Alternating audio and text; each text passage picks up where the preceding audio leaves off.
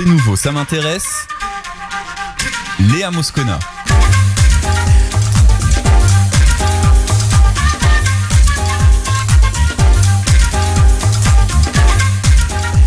Dreyfus est innocent. Je le jure. J'y engage mon honneur. À cette heure solennelle, devant ce tribunal qui représente la justice humaine, devant vous, messieurs les jurés, qui êtes l'émanation même de la nation, devant la France, devant le monde entier, je jure que Dreyfus est innocent.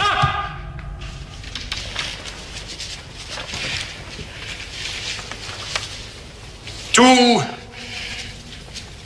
semble être contre moi. Les deux chambres, le pouvoir civil, le pouvoir militaire, les journaux à grand tirage, l'opinion publique, qu'ils ont empoisonné. Et je n'ai pour moi que l'idée, un idéal de vérité et de justice. Je n'ai pas voulu que mon pays restât dans le mensonge et dans l'injustice. On peut me frapper ici. Un jour, la France me remerciera d'avoir aidé.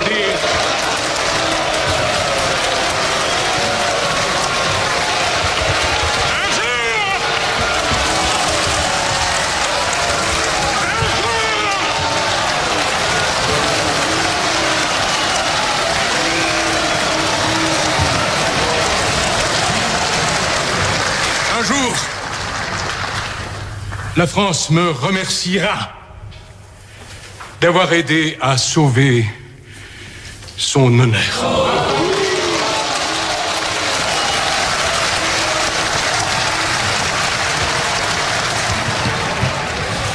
L'excellente interprétation par le comédien Jean-Claude Drouot qui interprète Émile Zola dans ce téléfilm. Rappelez-vous, il a une vingtaine d'années ce téléfilm.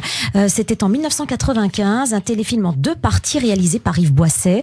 Le scénario signé Georges Semprin d'après le livre de Jean-Denis Bredin sur l'affaire Dreyfus. C'est l'actualité de Dreyfus. Aujourd'hui, eh bien, c'est un musée installé au sein de la maison Zola.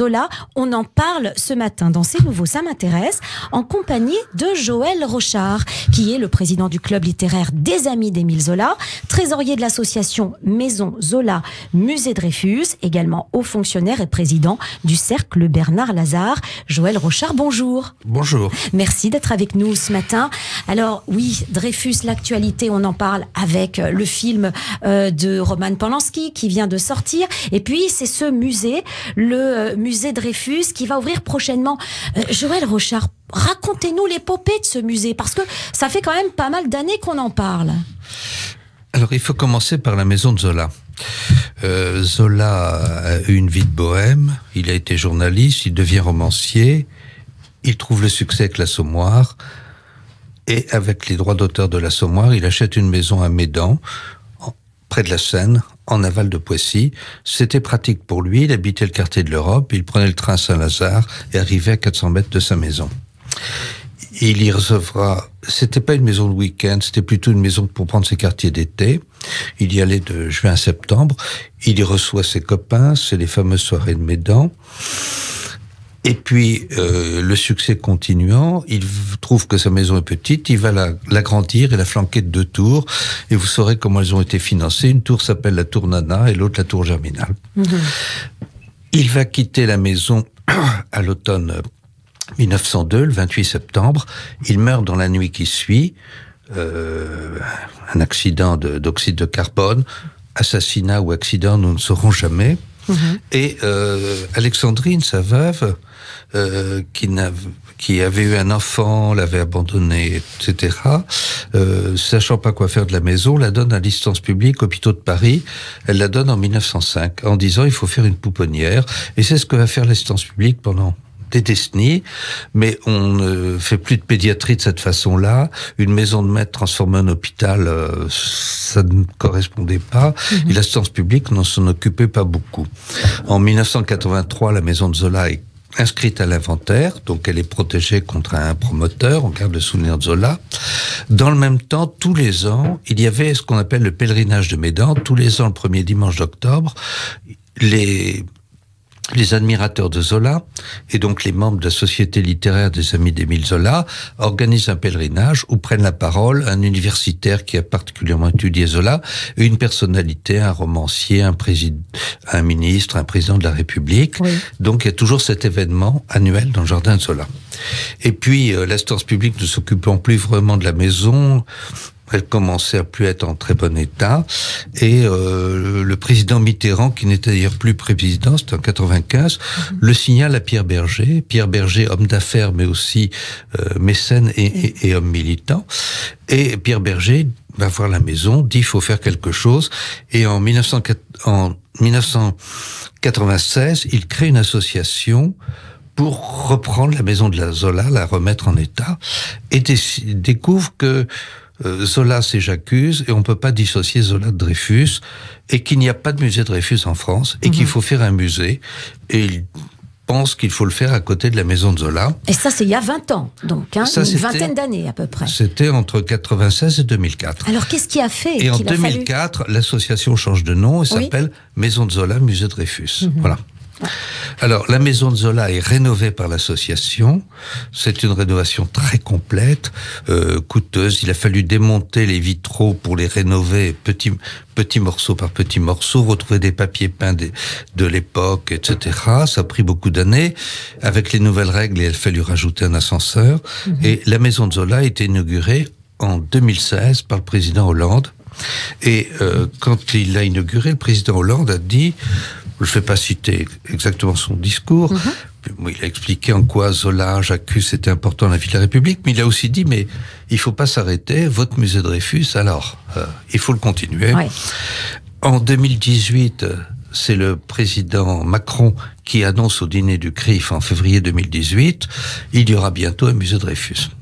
Alors, il suffit pas de le dire, il faut le faire. Il faut le réaliser, parce que qui dit musée, dit objet ayant peut-être appartenu à Dreyfus, justement. Qu'est-ce qu'on va trouver dans ce musée? Alors, un musée, c'est un bâtiment, ce sont des collections, et c'est une façon de présenter, d'animer le musée.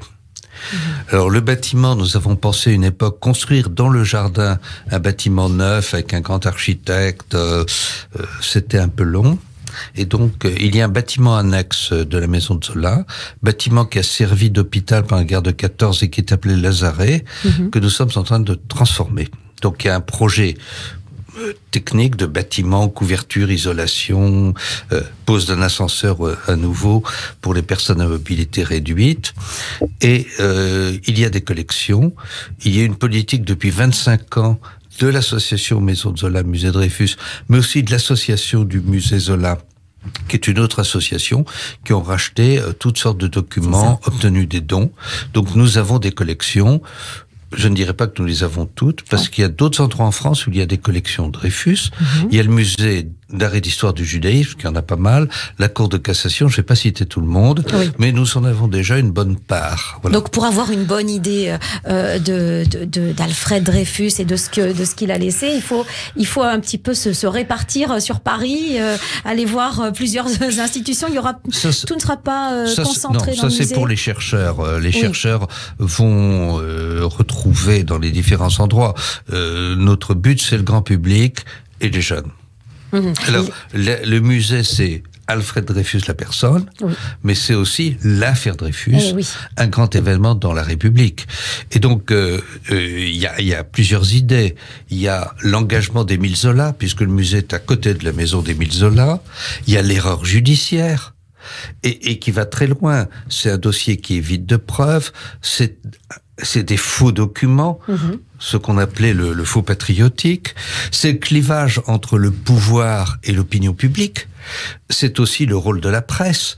Une presse qui a défendu Alfred Dreyfus, avec le J'accuse de Zola, mais il faut se souvenir que J'accuse est passé dans l'Aurore parce que Le Figaro, avec lequel travaillait Zola, ne l'aurait pas publié, donc la presse était partagée. Et puis c'est aussi l'histoire de l'antisémitisme français. Et puis c'est l'antisémitisme qui, à l'époque, était d'une violence dont nous n'avons pas idée.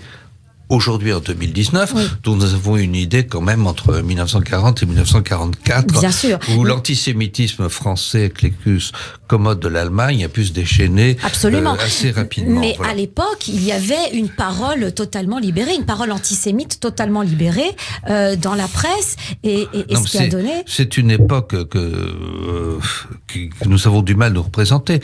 Par exemple, dans la presse, il existe un hebdomadaire qui s'appelait l'Anti-Juif, et qui, pendant 6 ans, a diffusé à 150 000 exemplaires. Des journaux, des hebdomadaires à 150 000 exemplaires, dans une France de 40 millions d'habitants. Une propagande incessante, antisémite. Voilà. Et aussi d'un nationalisme invraisemblable, puisque Dreyfus était né en Alsace française. Quand les Allemands annexent l'Alsace après 1870, le traité prévoit que les citoyens peuvent opter pour la nationalité française. Donc la famille Dreyfus à Mulhouse opte pour la nationalité française, et la famille arrive à Paris.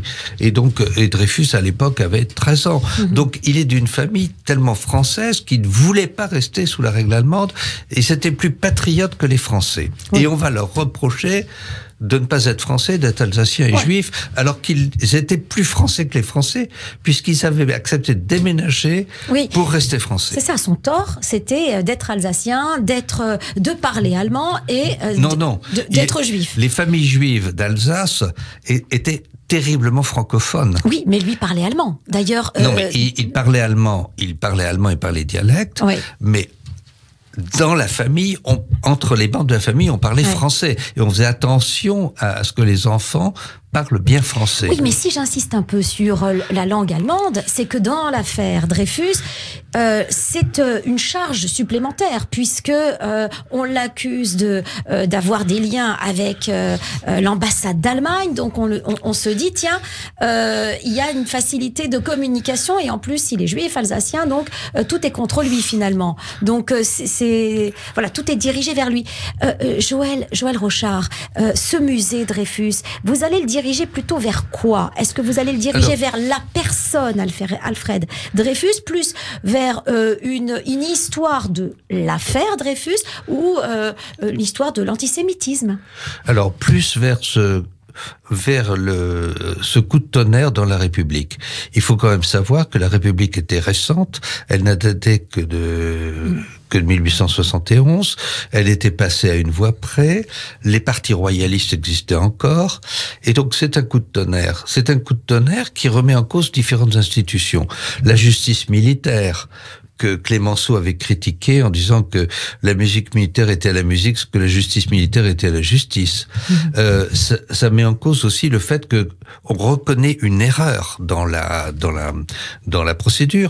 On sait qu'Esterhazy est coupable, et Esterhazy est innocenté par un jugement. Ce qui est invraisemblable, c'est-à-dire que sous prétexte que l'armée ne peut pas se tromper, on va maintenir l'erreur. Dreyfus obtient la cassation, obtient la révision de son procès. Il est jugé à nouveau par la justice militaire à Rennes en 1902. Oui, il accepte la grâce. Il n'est condamné qu'à 10 ans. La fois d'avant, c'était à perpétuité. Oui. Et la justice militaire n'a pas déjugé l'armée, pas déjugé l'état-major. C'est le président de la République qui va le gracier. Oui. Et c'est finalement la Cour de cassation qui va casser sans renvoi en 1906. Donc, l'armée a maintenu l'erreur avec l'aide de la presse, avec l'aide des partis nationalistes, avec l'aide des Drummond et compagnie. Donc, est-ce que la justice peut être dans l'erreur jusqu'à ce point-là? Est-ce que la justice peut se fonder sur des pièces qu'on ne communique pas? Est-ce que la justice peut se fonder sur des faux documents? Donc, il y a un problème terrible sur nos institutions. Et il va y avoir des conséquences. Une des conséquences va être dans la loi de 1905, la séparation de l'Église et de l'État, dans la mesure où les partis catholiques se sont engagés contre la République au moment à l'époque de l'affaire Dreyfus. Donc c'est un fait fondateur de nos institutions. Vous restez avec nous, Joël Rochard. On va marquer une pause et puis on continue de parler de ce musée Dreyfus qui va bientôt ouvrir ses portes dans la Maison Zola. Nous sommes en compagnie de Joël Rochard, qui est le trésorier de l'association Maison Zola, Musée Dreyfus. À tout de suite.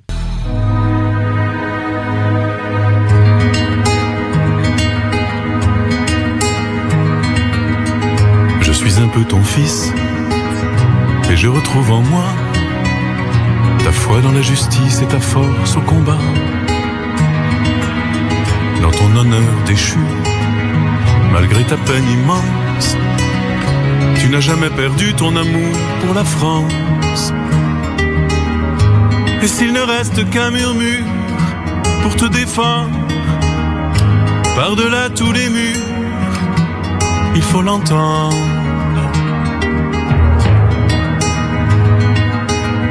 Je suis un peu ce frère qui remue les montagnes lorsque tu désespères dans ton île en Guyane. Et je souffre avec toi des fers que l'on t'a mis pour écraser ton âme et pour briser ta vie. Mais pourquoi fallait-il, pour t'envoyer au diable, te prendre dans les fils de ce piège effroyable? J'ai vu souvent mon père s'assombrir tout à coup quand j'évoquais l'affaire, comme on disait chez nous. Et j'ai vécu longtemps sans rompre ce silence, comme un secret pesant parfois sur la conscience. J'imaginais comment des hommes étaient capables d'arrêter l'innocent pour en faire un coupable.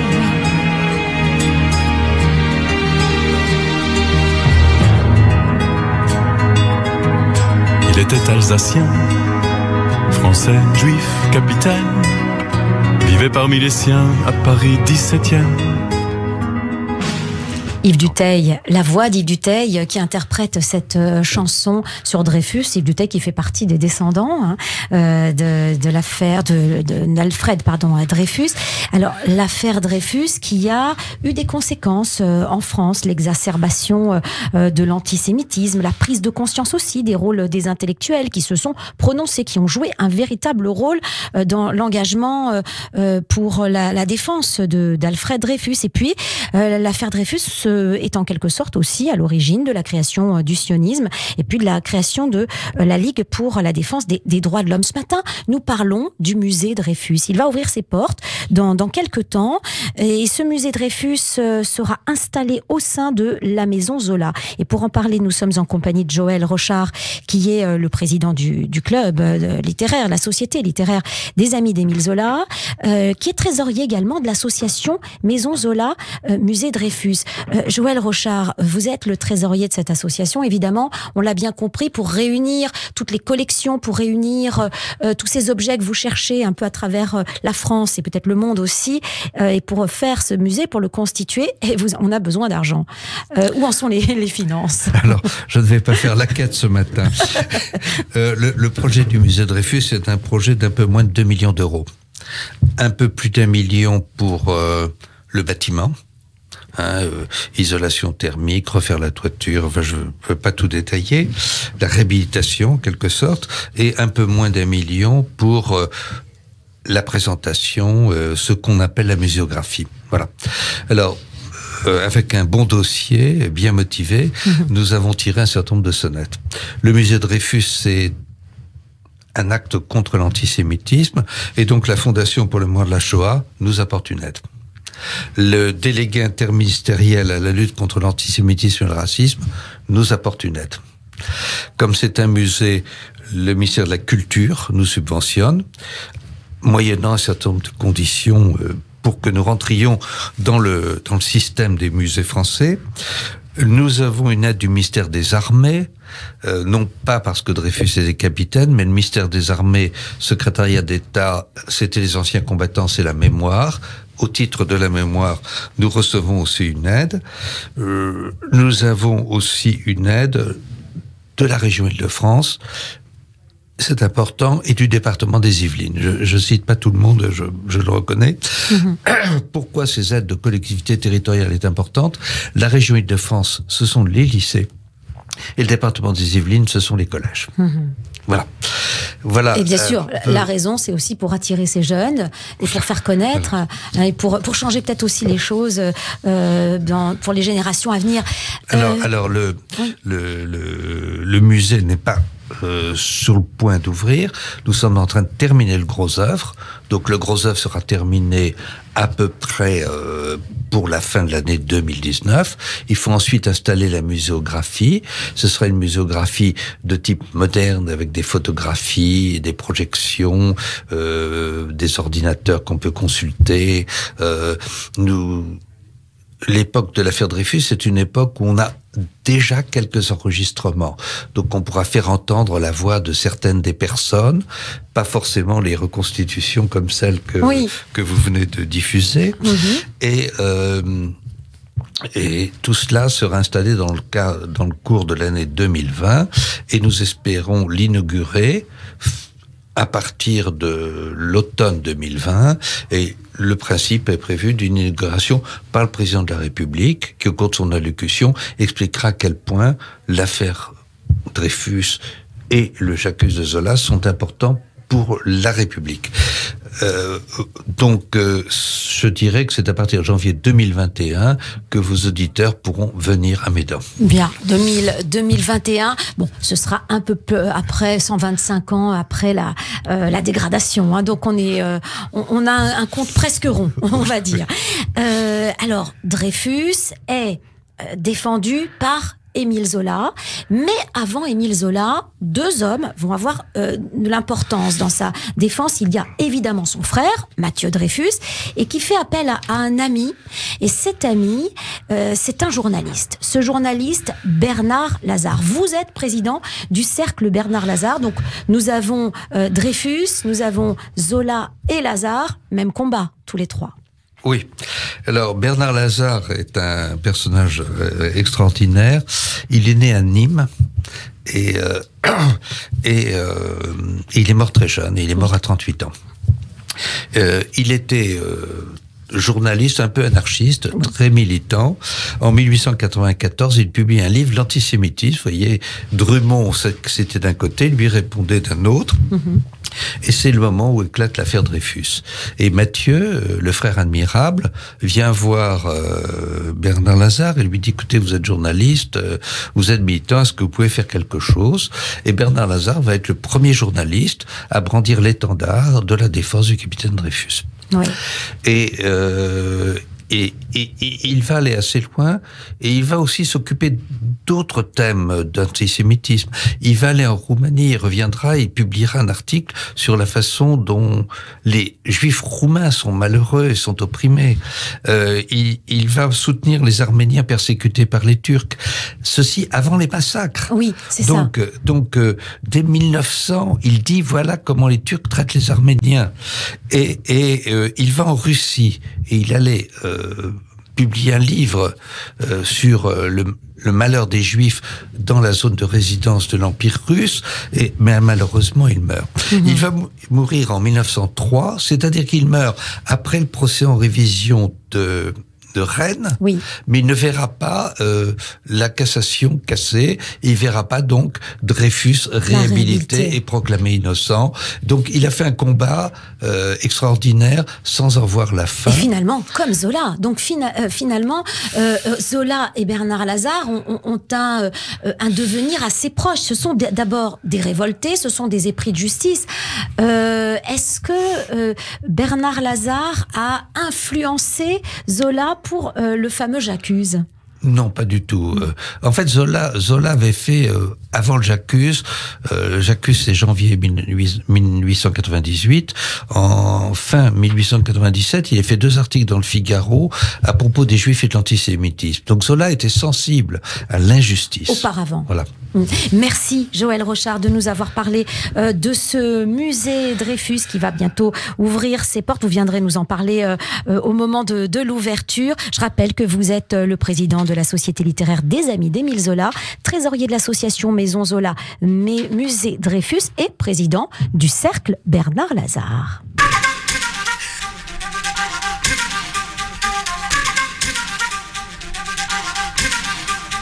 C'est nouveau, ça m'intéresse. Léa Moscona.